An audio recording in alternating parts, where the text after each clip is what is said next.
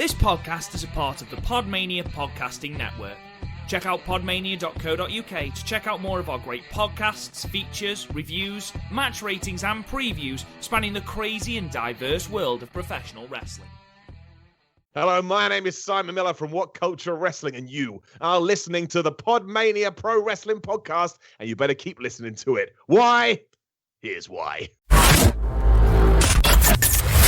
You're listening to the PodMania Pro Wrestling Podcast, a sample of the best pro wrestling podcasts we can produce on our tiny budget. Check us out on Apple Podcasts, Podcast Addict, CastBox, and all other podcast platforms. If it's wrestling you want, check out more of our great content at podmania.co.uk. Let's do this.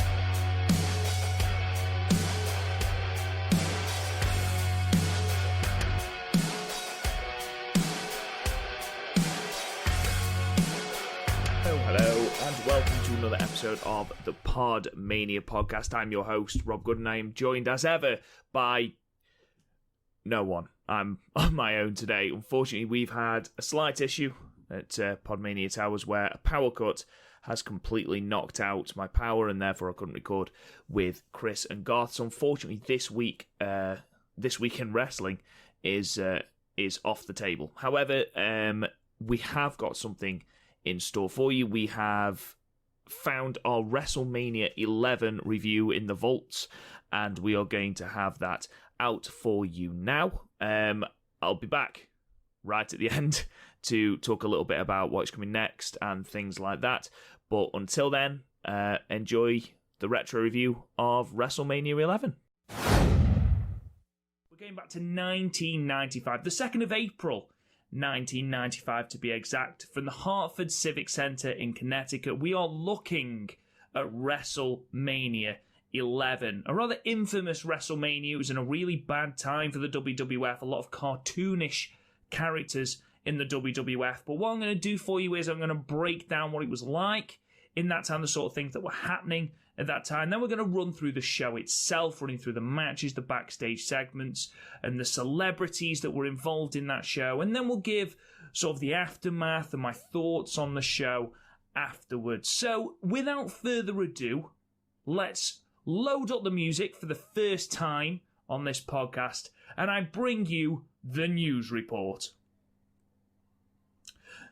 So all of this is taken from the Wrestling Observer newsletter, the newsletter before WrestleMania 11 on the 27th of March, 1995. So first of all, we have Big John Studd, famous perhaps as the man who won the inaugural Royal Rumble in 1989, passed away after a 17-month battle with Hodgkin's lymphoma, which he originally discovered whilst working an indie date and realising he had no stamina in the ring. After chemo treatments, it went into remission, but later returned. Upon finding out after running a 108-degree fever and suffering a collapsed lung, the doctor remarked he hadn't seen anyone live through so much and not suffer brain damage, and told him he only had a week to live. It is believed that his well-publicised use of human growth hormone accelerated the onset of his cancer. The week before this, WCW had their uncensored 1995 pay-per-view, or as Dave Meltzer hilariously calls it, WCW should have been censored 1995. Oh, Dave, you wit.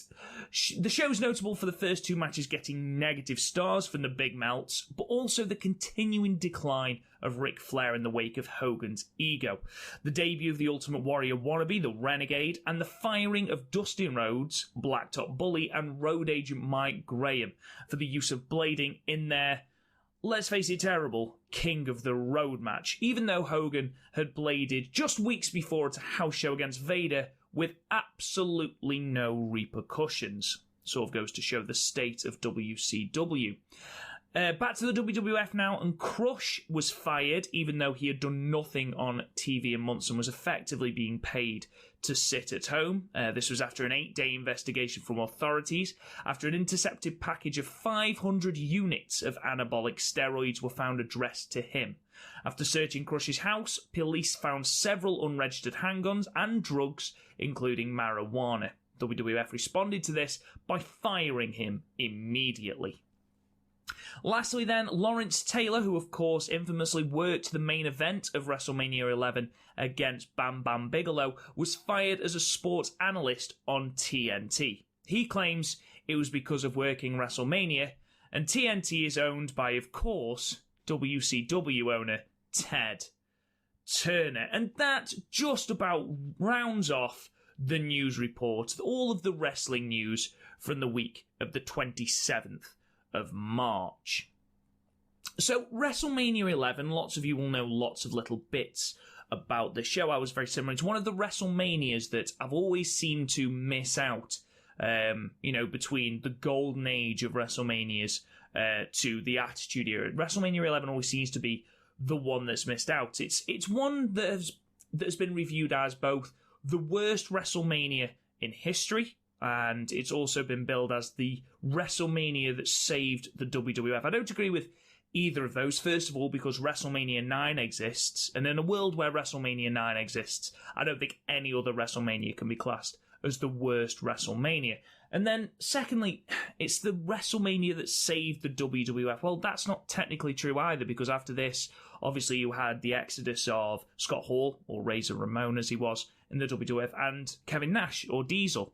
So two of your biggest stars have gone, and the WWF were in turmoil. You know, WrestleMania 12, the one after this it was known for two matches, really, the Iron Man match and that ridiculously good street fight between Goldust and Rowdy Roddy Piper. So I wouldn't say that it was the one that saved the WWF. I think it's more the one that kept their heads afloat. But the background. So we're based on feuds heading out of the 1995 Royal Rumble. The main storylines going in are the $1 Million Corporation. I mean, they are at the centre of everything at WrestleMania 11, with Bam Bam Bigelow starting that fight with Lawrence Taylor, who apparently was laughing at him whilst watching the show. They then had a scuffle, and that built towards that match. Rather than apologising, as he was advised, Bigelow issued a challenge for Mania, which Lawrence Taylor accepted, training with Diesel to get in shape for the match. Also returning was King Kong Bundy. Whoop. At the Royal Rumble, he was attacking The Undertaker after his match with IRS, stealing the urn for the $1 Million Corporation. Now, aside from that, the other big storyline going into this was obviously for the WWF World Heavyweight Championship, currently on Diesel. He will be challenged by Shawn Michaels at WrestleMania. So at Survivor Series 1994, the team of Diesel and Shawn Michaels dissolved after Shawn Michaels accidentally gave Diesel Sweet Chin music. 3 days later, at a house show at Madison Square Garden, Diesel beat the champion Bob Backlund in just 8 seconds to become the WWF World Heavyweight Champion. Fast forward to January 1995 at the Royal Rumble, and Shawn Michaels won, last eliminating the British Bulldog after that now infamous skinning of the cat, and earning himself that shot at the belt against Diesel at WrestleMania 11. Something else picked up from the Royal Rumble was the Intercontinental Championship feud between Jeff Jarrett and Razor Ramon, with the current champion Jeff Jarrett getting the championship at the Royal Rumble. This is after Razor Ramon refused to win via countout, was goaded back into the ring, and Jarrett then won with interference from the Roadie, who we all know now as the Attitude Era's Road Dogg. And then finally, the other big storyline heading into this was Bret Hart and Bob Backlund, who'd feuded on and off after the pair had fought over the WWF Championship in 1994. Bret had rolled up Backlund after he'd mistakenly thought he'd won. He then attacked Hart and turned heel. He then won the belt from Bret at Survivor Series 1994, of course then dropping it, like I mentioned, on that house show at Madison Square Garden, and this is the aftermath of that feud. So, that's all the information you need to know heading into this show. So let's dive straight in to WrestleMania 11. WrestleMania 11, the Hartford Civic Center, it's otherwise known as the XL Center, today in Connecticut. It had an announced attendance of 16,305 people, reportedly a sellout, though if you watch this show, a lot of red seats are evident throughout. It had a buy rate of 1.3, which Dave Meltzer reports as extremely disappointing. This was down from 1.68 of WrestleMania X, but it was up from the next year, WrestleMania 12, which only drew a 1.2 buy rate. Attendance was down from WrestleMania X. WrestleMania X drew 18,065, and from WrestleMania 12 as well, which was 18,852. But again, people simply put that down to the smaller venue size. The event itself starts with the video package recapping the celebrities of former WrestleManias, but skipping over the classic matches they could have shown. And this really wound me up, because by this point, WrestleMania 11, we have had some of the most iconic WrestleMania matches. I mean, you're thinking Hogan versus Andre the Giant. You're thinking Hogan versus the Macho Man. Macho Man versus Ultimate Warrior in his retirement match. You are thinking anything. You're thinking Flair versus Macho Man. And then even further, the WrestleMania beforehand, you've got Michaels versus Razor, and you've got Owen versus Bret. But no. All they cared about was the celebrities, which you sort of get as this WrestleMania is absolutely centered around two people and two people only. Those two people, of course, being Lawrence Taylor, who, as I mentioned before, will be in the main event, taking on Bam Bam Bigelow, and Pamela Anderson of Baywatch fame.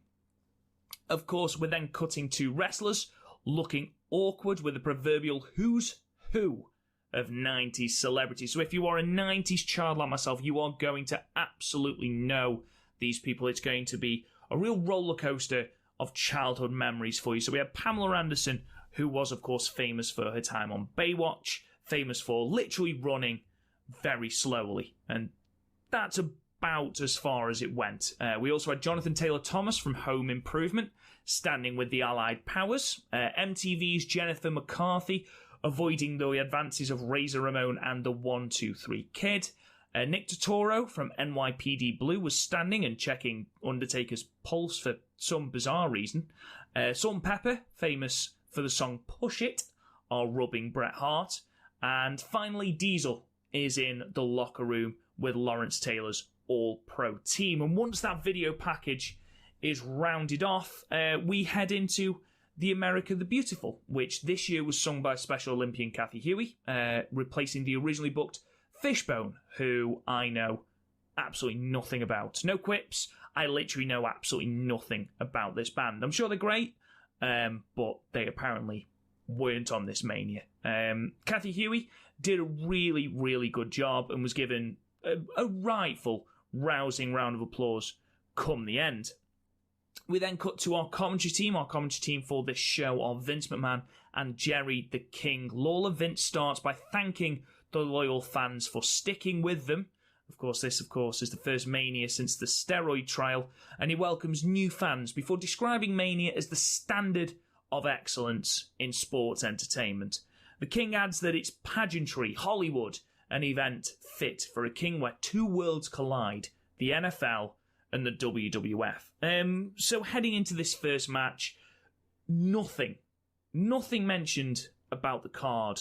We had sort of little pointers towards the main event from King with the NFL and WWF comment, but other than that, the WWF were only advertising the celebrities. And I thought that was... I don't know how I feel about that. I feel like it should always be about the match. If you're running a wrestling company, whether it's classed as sports entertainment or an outright wrestling company, you need to build your biggest card of the year, even with the limited roster of WWF in 1995. You need to build your Mania around your matches, around all your matches, not just one with an NFL player in it. I mean, Shawn versus Diesel in the package got absolutely nothing, and it really ground my gears to start off with. It really did.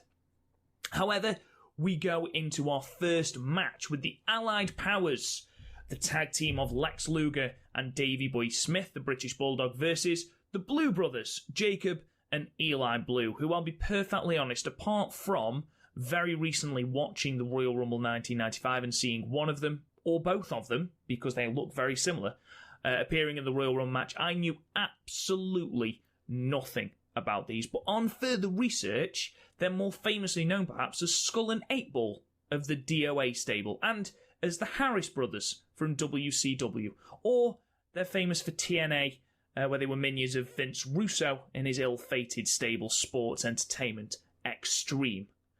They loved a stable, didn't they? God grief, that's a terrible name. Sports Entertainment Extreme.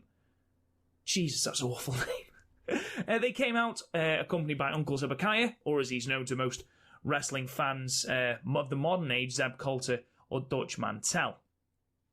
Blues Brothers attack before the bell, but the Allied powers quickly gain momentum with some stereo power slams and stereo lariats. It's here is the first real time that it's noticeable that Luger is a step behind Davey Boy Smith during this tandem tag team offense. Davey Boy Smith is crisp.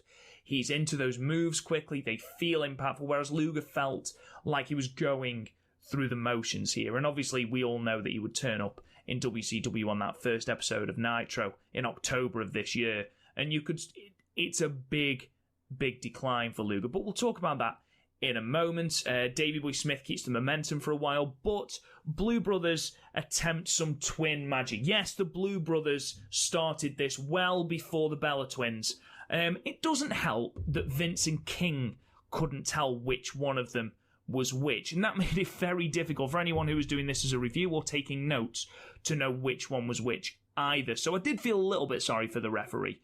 But whereas King, I felt, was doing this as part of the storyline, I genuinely feel like Vince couldn't tell them apart. In real life, I feel like that's an actual thing. Lex and Eli then remonstrate on the outside, meaning the ref misses Davey Boy Smith rolling up Jacob, and then misses which Blue Brother is legal at all. They then get some heat on Davey Boy for a while. He then finally manages to get the hot, or mild, shall we say, tag to Luger, who then attacks Eli after Eli goes for a second rope elbow drop, but takes an extortionate amount of time performing it. Lex lays in with his trademark strikes and lariats, and then hits a flying forearm. We think that's over, but Uncle Zebekiah gets onto the apron and distracts the ref while twin magic happens again. The new Blue Brother, who the hell knows who's in at this point, kicks out at 2 and gets heat on Luger, moving in towards the Allied Powers corner for a powerbomb. And this bit, the ending sequence, I really, really enjoyed. He gets Luger in the powerbomb position, but Davey Boy has hit a blind tag. He performs a sunset flip over the top of Luger and onto the miscellaneous Blue Brother to get the 3 count at 6 minutes and 34 seconds. Now, as for my own personal thoughts on this match, this got half a star from Meltzer. There was perhaps a few too many shenanigans in a relatively nothing match.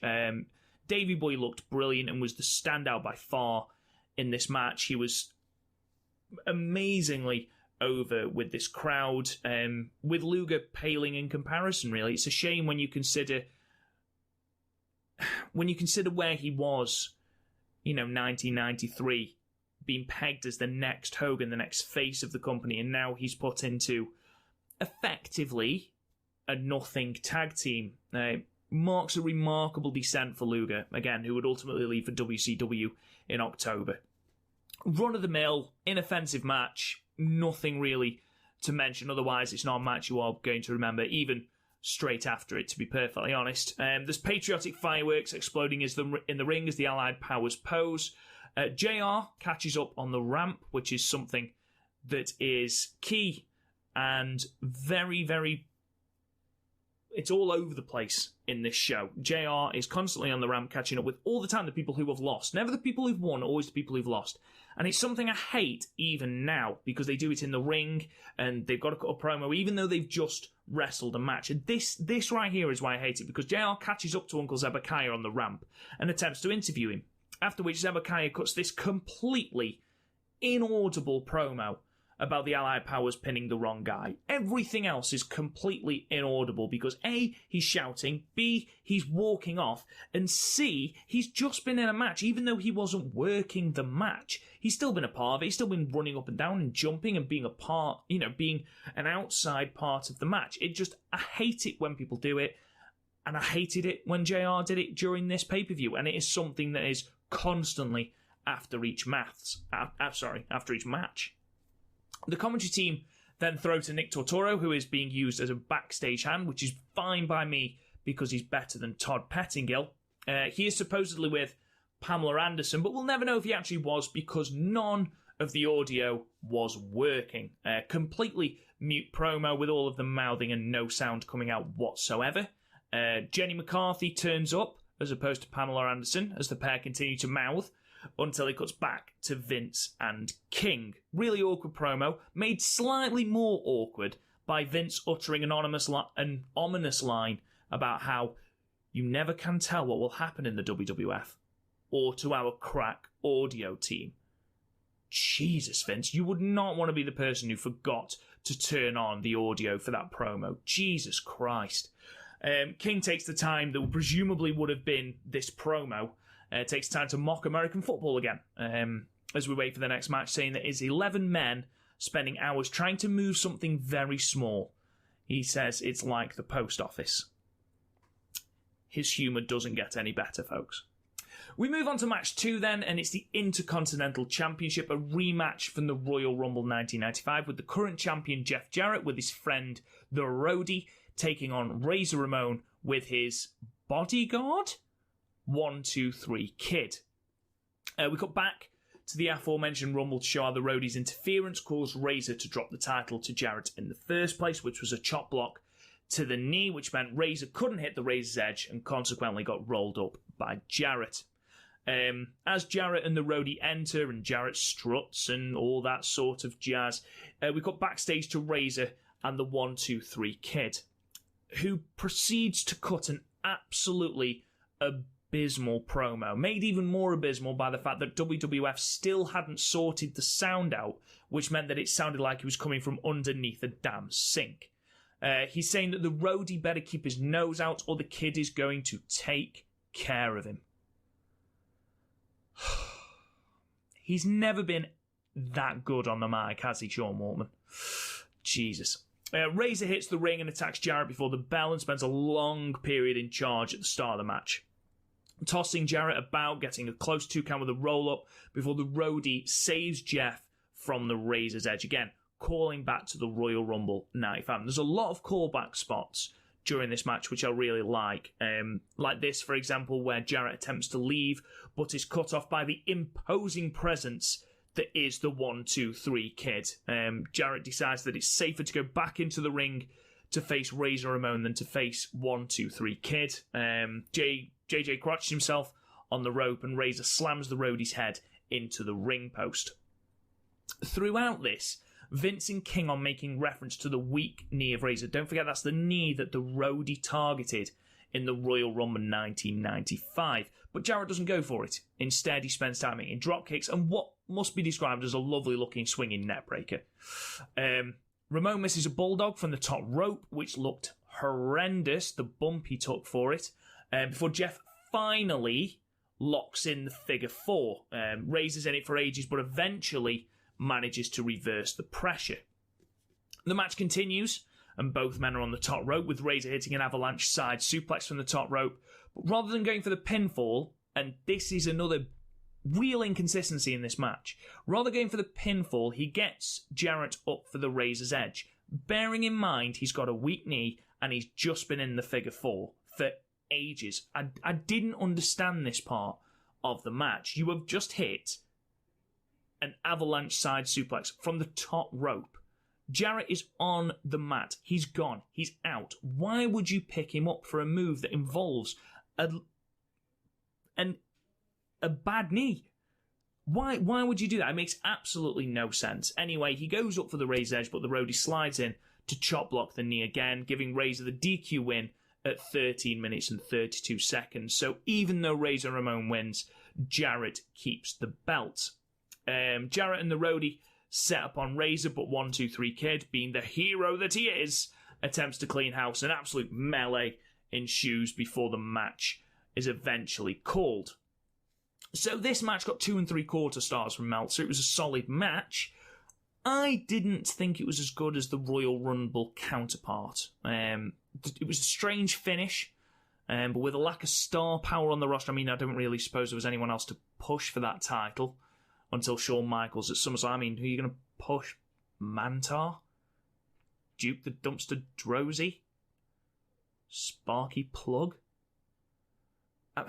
The interference irritated more than the Royal Rumble match as well. They seem to be overselling it massively, and whereas in the Rumble it made sense with the roadie, I felt like they focused too much on it when there was the 1, 2, 3 kid as well. And just something that really irritates me is when the limb isn't brought properly into the storyline. And I feel like Jarrett needed to target the knee earlier on because the commentary team actually did a really good job of selling it, and Vince doesn't always do that.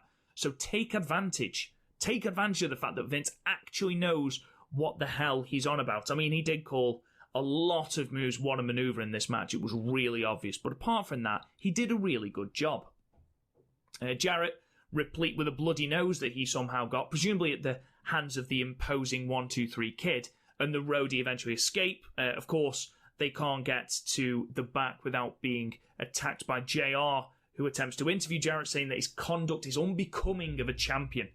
Jarrett replies that he's always been a champion and tells Razor that payback is a you-know-what. That's not me censoring myself, that's genuinely what he said. A payback for what? Absolutely no idea, because Razor, as far as I can tell, had done nothing wrong. We then go back to the exact same Nick Tortoro segment, except this time we're blessed with sound. Clearly the threat from Vince had got through. This time he's joined again by Jenny McCarthy, but then Shawn Michaels and Sid enter as well. God bless Sid. Shawn quips that not only will he enter with Pamela Anderson, but he will more importantly leave with the championship and Pamela Anderson, wink wink.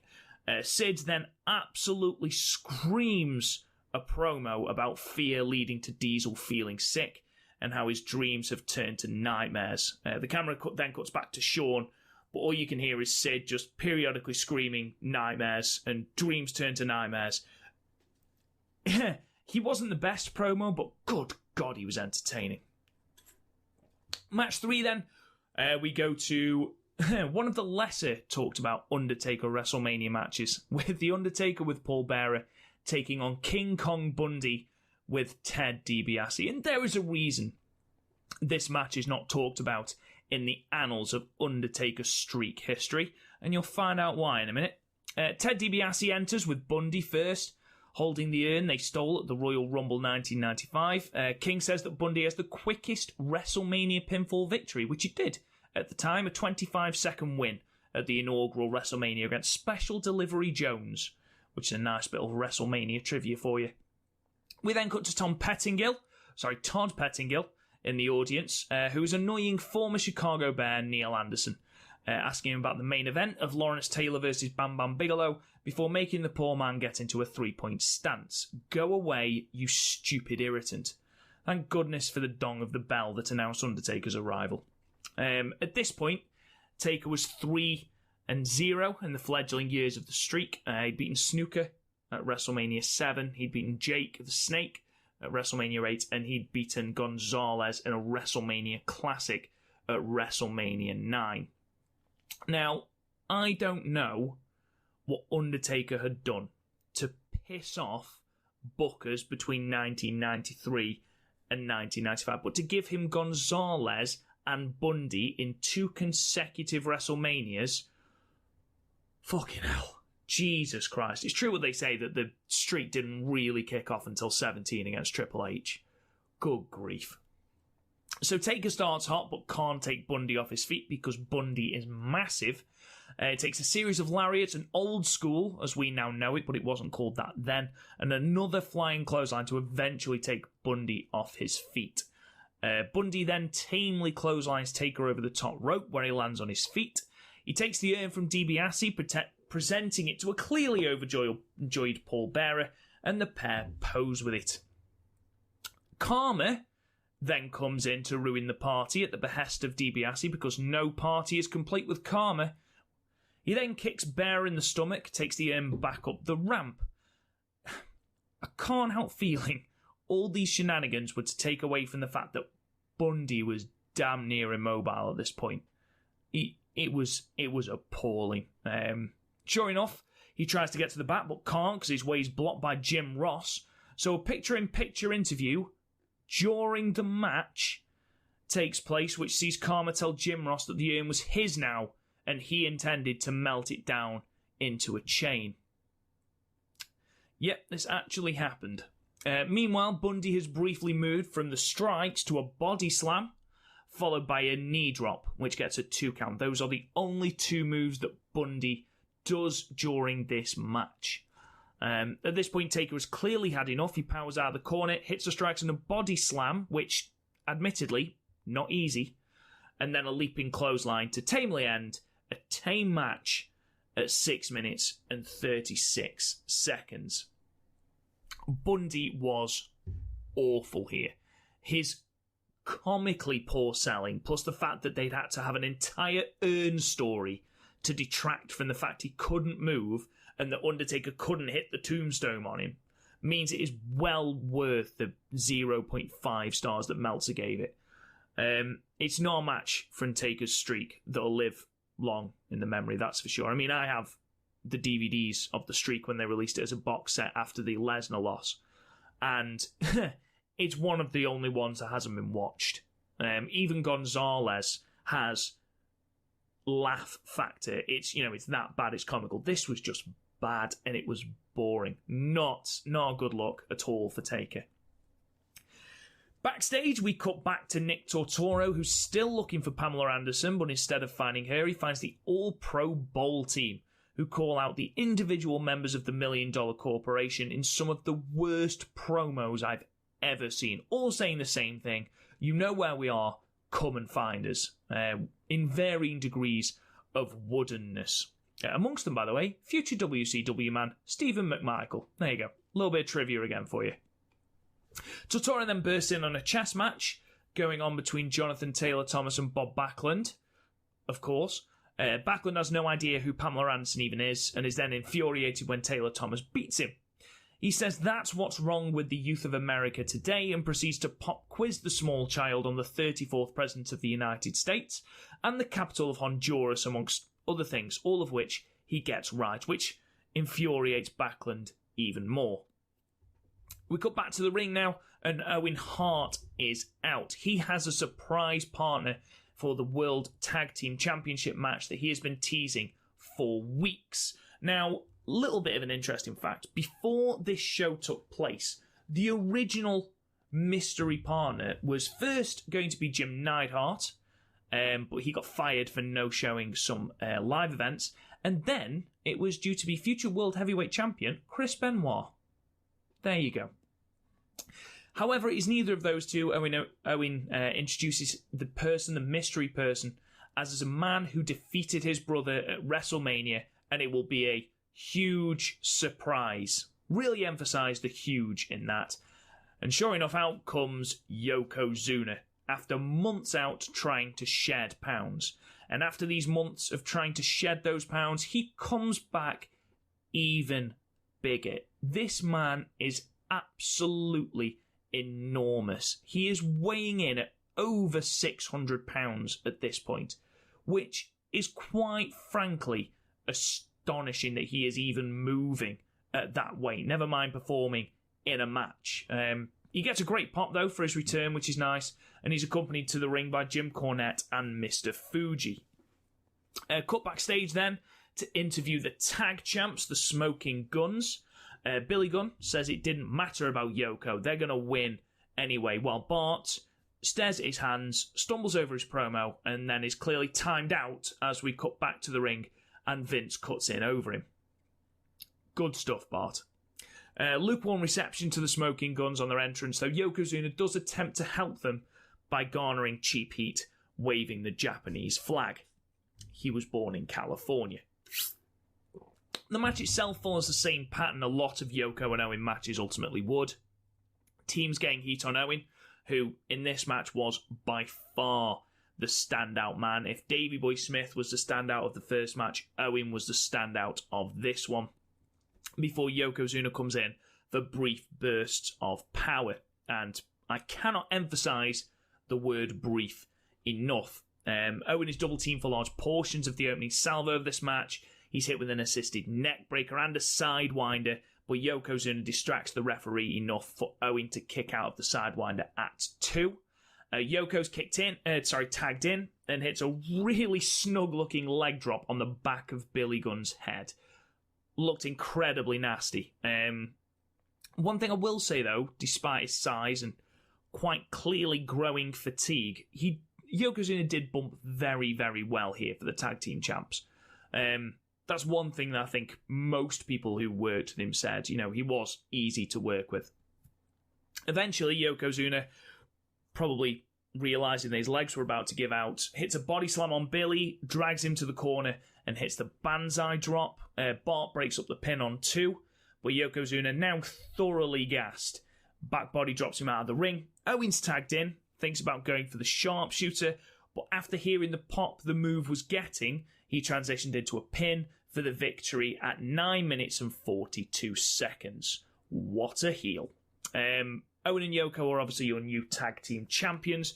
Owen grabs the belts from the referee, but Yokozuna at this point is too tired to celebrate or to even take the belt to begin with. He's got his back to Owen. He's draped over the top rope in their corner. He's absolutely exhausted, and unfortunately it gets no better for the poor man. He only gets bigger and more out of shape, which is ironic because just as that happens, Jim Cornette likens his return to that of NBA's Michael Jordan.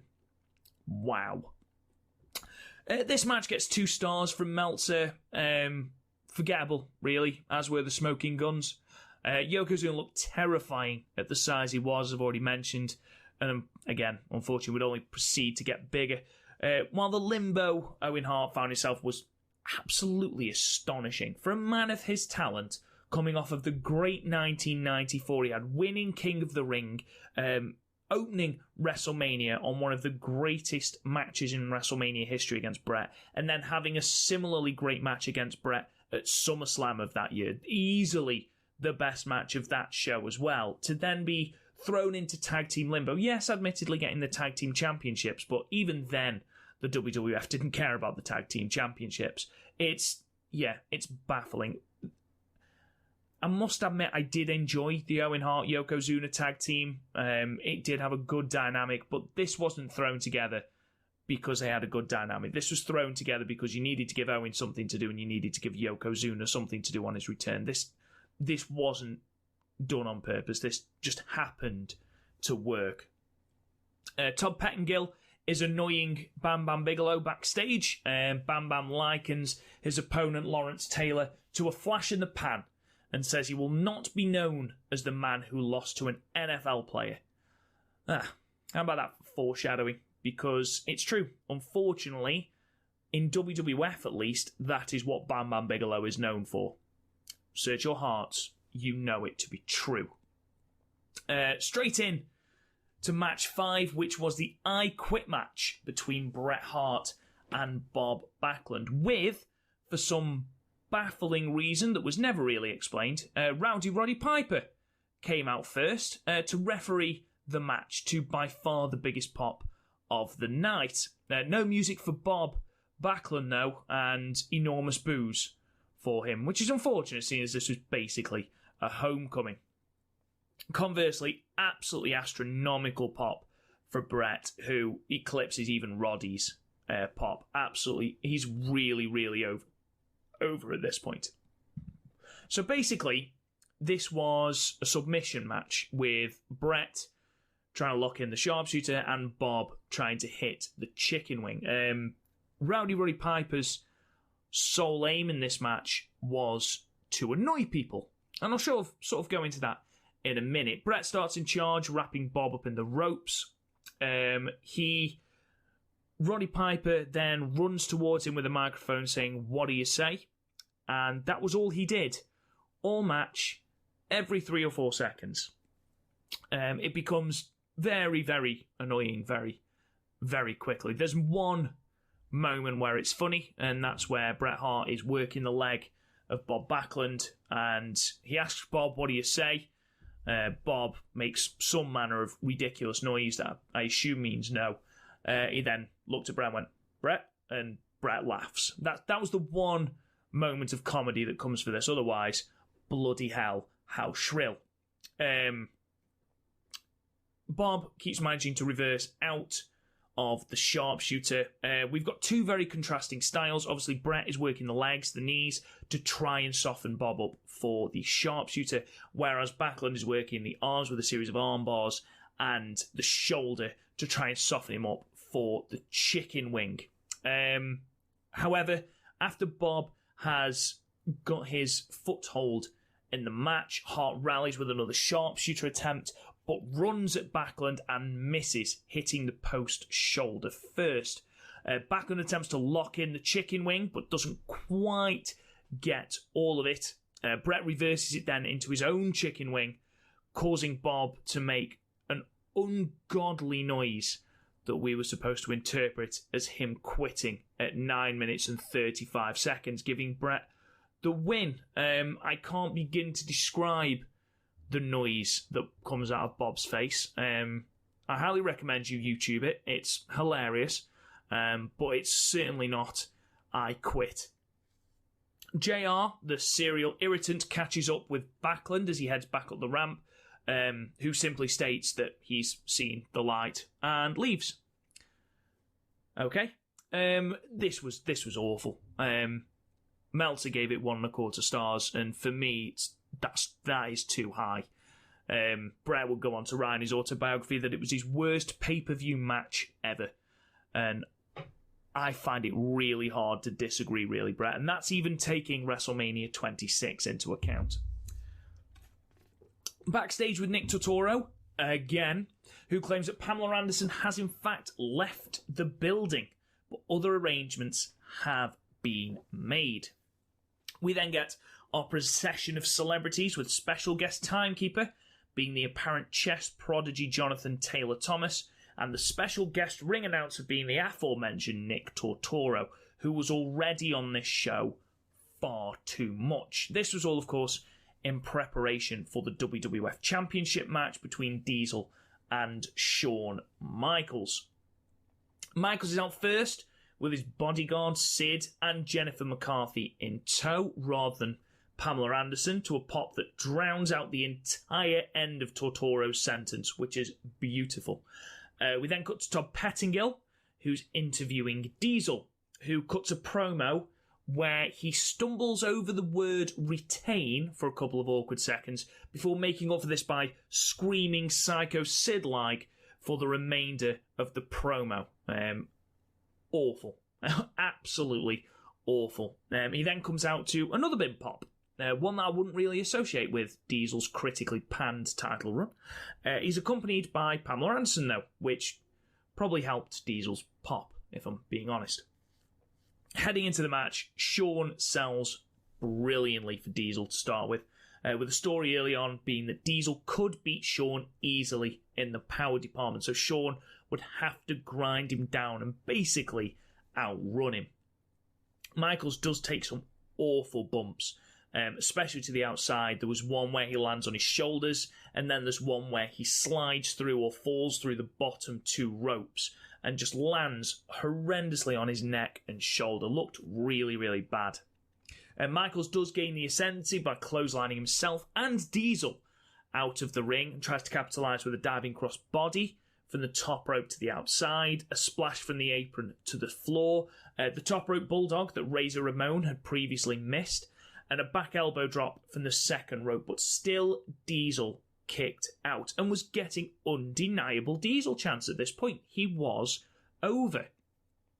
Diesel then powers out of 2 DDT attempts, but Michaels continues to grind him down with a sleeper hold in the middle of the ring after having worked the back with knees.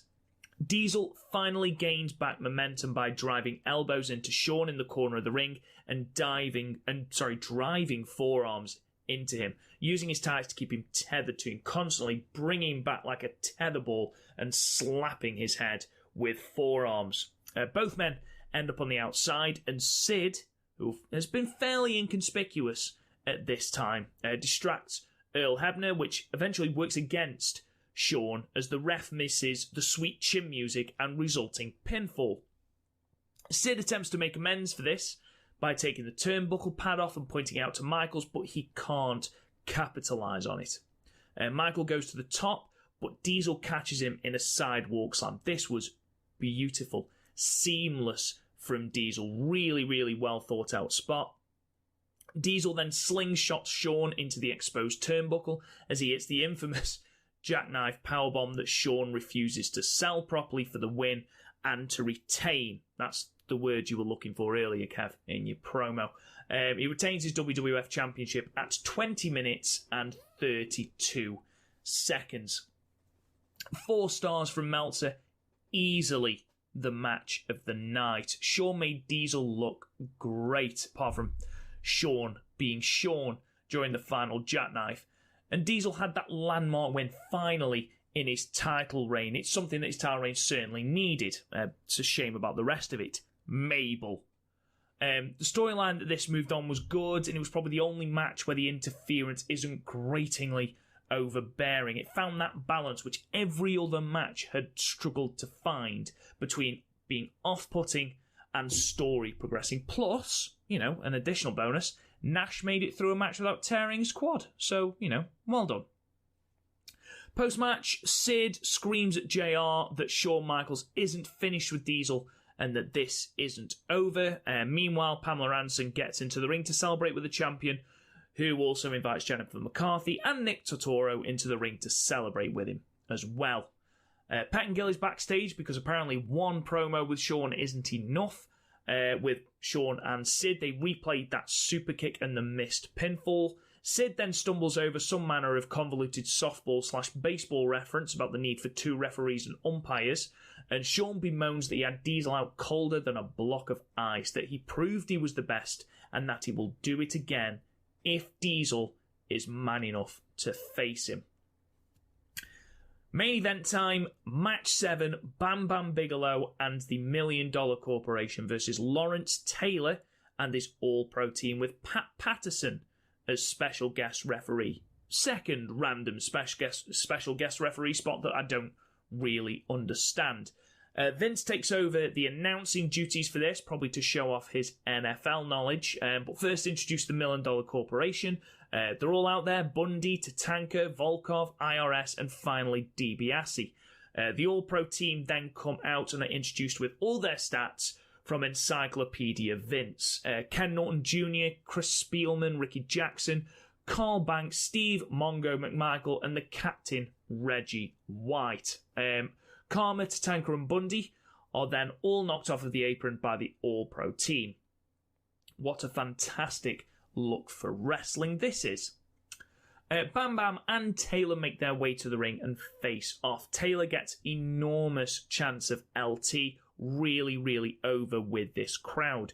Bam Bam pushes LT and he responds by slapping him across the face, and then Taylor explodes into the start of this match with stiff jumping forearms that are almost like lariats, proper smashing Bigelow in the face, and then hits a huge bulldog to Bigelow. Bam Bam rolls out to try and get away. He's then confronted by Taylor, who literally vaulted the top rope onto the floor to face off with the $1 Million Corporation. Quite impressive, that feat, I'm not going to lie. Both men roll in as the Corporation face off with the All-Pro team, and it is all Bigelow from here on in. He works the back, he works the legs with a Boston Crab and different modifications of that before laying into Taylor with a series of falling headbutts. He lands a twisting moonsault, which it looks horrendous, mostly because it looks like his knee connects with LT's head. But they do sell that because he then can't make the pinfall straight away because he's hurt his knee. Eventually managed to scramble over, but LT is able to kick out at 2 at this point. Bam Bam is then in control before ascending again to the top rope and hitting a diving headbutt, which again Taylor kicks out of at 2, and it's at this point that Bam Bam is looking desperate. He's been cocky and arrogant to this point. It's at this point that he realises that Taylor is not going down without a fight. Taylor rallies and hits a jackknife, which Bam Bam kicks out of at 2, just. he hits a side suplex and a series of those great-looking forearms. With Bam Bam rattled, he then goes to the top rope and hits a final diving forearm smash and covers Bigelow for the win in 11 minutes and 42 seconds. Yes, the NFL player who hasn't had one single day wrestling experience in the ring, aside from training, has beaten Bam Bam Bigelow in the main event. Now, you can certainly see why the WWF would do this. Big pop and send the crowd home happy. However, there wasn't that much of a pop for the victory, especially judging from the chants during the match of LT, LT.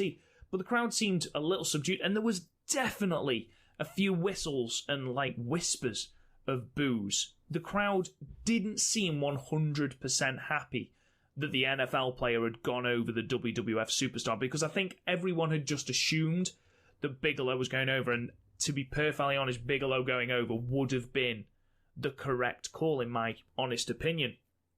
Again, JR is there to catch up to Bam Bam on the ramp, who doesn't say anything, partly because he's being chastised by Ted DiBiase for embarrassing him, the corporation, and the wrestling industry in general. Whilst back in the ring, LT is being held up by his posse and his son. Now, according to reports from Jim Cornette and Rowdy Roddy Piper, Taylor was that blown up from this match, he could hardly speak or stand when he got backstage. Apparently, he'd really underestimated the stamina that it needed for a match, especially one in the main event and one that's so highly charged. This match was far better than it had any right to be. Meltzer gives it 2 3/4 stars, and Bigelow deserves all the credit in the world for making Taylor look as good as he did. Was it right to make the decision to embarrass Bam Bam for the sake of a cheap pop that ultimately wasn't that big? Well, if you believe rumours, Bam Bam's payout was $250,000 for taking this, so I imagine he wasn't overly bothered about this. Personally, it didn't gain anything. Obviously, you had the storyline of Bam Bam then leaving the $1 Million Corporation, which I'll get to in a moment, but was it worth Bam Bam's main event of WrestleMania being spoilt by an NFL linebacker? Who knows? I'll let you make that decision for yourself. So that, in a nutshell, was WrestleMania 11. Now, in the aftermath of all of this, Diesel did offer Shawn his rematch. Furious at Sid, though, he did tell him he wouldn't be needed, which led to Sid attacking Shawn and Diesel saving him, leading to a babyface turn for Shawn.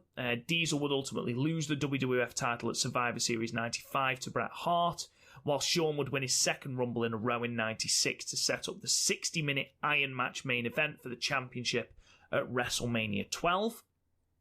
Bigelow, embarrassed by his loss to Taylor, would try to regain some credibility by challenging Diesel for the championship, but he would then ultimately lose when Tatanka turned on him and he was ejected from the $1 Million Corporation, leading to matches on the first 2 In Your House pay-per-views, which followed this WrestleMania. Razor Ramon and Jarrett would continue to feud and flip-flop the title with each other on the house show circuit in May in the run-up to SummerSlam 1995, before Razor and Shawn had their less famous, but no less ingenious, second Intercontinental Championship ladder match. Karma did follow through on his threat to melt Undertaker's urn and turned it into a necklace, with the pair fighting in a dark match on In Your House 1 before 2 consecutive casket matches between the pair at In Your House 2 and SummerSlam 1995. How many casket matches is too many casket matches? Though initially losing their rematch for the titles, the Smoking Guns would eventually usurp the team of Owen and Yokozuna on Raw in September 1995 to regain the championships. And finally, Steve Mongo McMichael would become part of WCW in late 1995, first as a subpar colour commentator with a dog, then as a competitor where he was, for some unknown reason that still baffles the wrestling community today, became part of the Four Horsemen and a one-time WCW United States heavyweight champion. And there you have it, ladies and gentlemen. WrestleMania 11 in a nutshell. Was it as bad as people make out? It's not a great show. It's a relatively boring show. Shawn and Diesel is by far the greatest match on this card. The Bam Bam Lawrence Taylor match was far better, as I've already said, than it had any right to be, and there was flashes of brilliance from Owen and Davey Boy, but nothing before the Shawn match. Even Bret Hart's match was worth watching. You could just snip this down to the two main events, and to be perfectly honest, if it was a match between two wrestlers in that main event, would it have gotten the praise it's gotten? Probably not. And again, that's still shrouded in contention because people don't think that Bam Bam should have lost, which again, I don't think he should have done. Nevertheless, that was WrestleMania 11. And that was our retro review of WrestleMania 11. I certainly hope you enjoyed listening to it. We, again, are sorry about This Week in Wrestling. That will be back next Friday. But as for next week, on Tuesday at 6 p.m. British time, we have our next top 6 list. This time we are listing our top 6 Impact Talent, Impact, TNA, Global Force Wrestling, all that. We are counting down our top 6 talents. And then again, as I've already stated, on Friday, there will be another episode of This Week in Wrestling. On the Wednesday, myself and Chris will be coming back with the Young Lion cast, and we will be reviewing the first 2 nights of the New Japan Cup, as well as their New Japan Together show from Monday the 15th of June. Thank you so much for listening, guys. In the meantime, you can subscribe to the podcast wherever you get your podcasts. Spotify, Apple Podcast, Google Play, Stitcher, Podbean. We are literally everywhere. Please go subscribe, download, leave us a 5-star review. It really does help the podcast. You can also go and check out the website, www.podmania.co.uk, where you can check out all of our archived episodes, as well as all our other podcasts on the podcasting network, including Wrestling with Johners, the Stardom cast, the Young Lion cast, are all up there with all the archived episodes, where we can also check out our features, our previews, our reviews, and all those kinds of things. You can talk to us on Twitter at PodMania. You can join the Facebook group PodMania Podcasts. You can find me on Twitter at RealRobGoodwin, Chris on Twitter at and Bushi, that's with 2 N's, and you can find Garth on Twitter at Garthamania. Thank you so much for listening, guys. We'll be back on Tuesday with our top 6 TNA talents, and then again on Friday for our week in wrestling. We hope you enjoyed Backlash. I'm sure it will be the greatest thing you have ever seen. Keep an eye on our Twitter feed for our greatest predictions ever. Thank you so much for listening, guys. We'll talk to you guys again soon. You've been listening to the PodMania Pro Wrestling Podcast. Follow us on Twitter at PodMania, Facebook at PodMania Podcasts, and YouTube and Instagram at Real PodMania. And check out the website, podmania.co.uk. Until next time, wrestling fans.